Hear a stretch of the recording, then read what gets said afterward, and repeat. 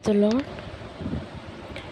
ఎప్పుడైతే మనం చెర నుంచి లేదా కష్టతరమైన పరిస్థితుల నుంచి తిరిగి వస్తామో అప్పుడు మనం పడిన శ్రమ వేదన అంతా మనకి ఒక ఇమేజ్ లాగా, అంటే మనకి చాలాసార్లు డ్రీమ్స్ వస్తాయి కదా.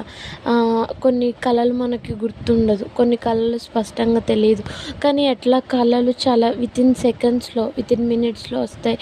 తర్వాత మనం కొన్ని విషయాలు మర్చిపోతూ ఉంటాం కదా. ఎప్పుడైతే ప్రభు మనల్ని తప్పిస్తారో, మన కష్ట స్థితిలో మనం ప్రభువుకి మొరపెట్టినప్పుడు, ఎప్పుడైతే మన ప్రభు మనల్ని విడిపిస్తారో అప్పుడంట మనము ఒక డ్రీమ్ ఎట్లాగైతే కళ ఎలాగైతే కంటామో అలా కన్నవారి వలె ఉంటామంట. అప్పుడు మన పరిస్థితి నుంచి మనకేం కలిగిద్దంట, నోటి నిండా నవ్వు కలిగిద్దంట. ఎందుకంటే ప్రభు విడిపించారుగా, అందుకే మనం సంతోషంతో మన యొక్క పెదవులు, మన యొక్క నోరంతా నవ్వుతో నిండిపోద్దంట. తర్వాత మనము ఆయన చేసిన కార్యాన్ని బట్టి మన నాలుక కూడా ఎలా ఉంటుందంట, ఆనందగానంతో నిండిపోద్దంట. ప్రభు యొక్క కార్యమును బట్టి మన నాలుక కూడా. అయితే మన చుట్టూరు ఉన్నవాళ్ళు లేదా మన స్నేహితులు, మన ఇరుగు పొరుగు వారు లేదా మనకు తెలిసిన అన్యులు ఏమని చెప్పుకుంటారు తెలుసా? యెహోవా వీరి కొరకు గొప్ప కార్యములు చేశానని మన గురించి చెప్పుకుంటారు. మన దేవుడైన యెహోవా మన కొరకు గొప్ప కార్యాలు చేశారని మన గురించి చెప్పుకుంటారు. యెహోవా మన కొరకు గొప్ప కార్యములు చేసి ఉన్నాడు.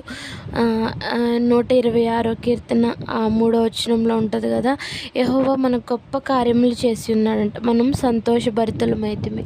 ఇప్పుడు మనము ఆయన కార్యములను బట్టి ఎలా ఉన్నామంటే సంతోషభరితులమైతిమి. ఆయన ఏ విధంగా ప్రవాహం ఎట్లాగా పారిద్దో మన యొక్క పరిస్థితుల నుంచి, మన యొక్క స్థితిగతుల నుంచి, మనల్ని చెర నుంచి అలాగా రప్పించే దేవుడుగా ఉన్నారు. మన కన్నీళ్లతో మనం దేవుని సన్నిధిలో మన యొక్క పరిస్థితుల గురించి మొరపెట్టుకున్నట్లయితే, కన్నీళ్ళు దేవుని వాక్యం అనేది ఒక విత్తనం అనుకుంటే, మన యొక్క శరీరం అనేది భూమి అని మనం అనుకుంటే, కన్నీళ్లతో మనం మన దేహం గురించి, అంటే మన ప్రభు ఇచ్చిన వాగ్దానాల గురించి, ప్రభు ఇచ్చిన మన జీవితంలో ఆయన చిత్తము గురించి, ఆయన ప్రణాళిక గురించి, ఆయన మనకి ఇచ్చిన పనుల విషయమే మనం కన్నీళ్లతో ప్రభు సన్నిధిలో కనుక విజ్ఞాపన చేయగలిగితే, మొరపెట్టగలిగితే, అప్పుడు మనం ఎలా ఉంటామంట, సంతోషగానముతో పంట కోసేవారిగా ఉంటామంట. మన జీవితంలో ఎప్పుడైతే మనం మన యొక్క కన్నీళ్లతో విత్తుతామో దేవుని రాజ్యం కొరకు మనం సంతోషంగా పంట కోస్తాం. అలాగే మన చేతిలో కొంచెమే విత్తనం, సీడ్ అనేది చాలా తక్కువ క్వాంటిటీలో ఉండొచ్చు, కానీ పిడికెడు విత్తనములు మనం చేత పట్టుకొని కన్నీళ్లతో ఏడ్చుచు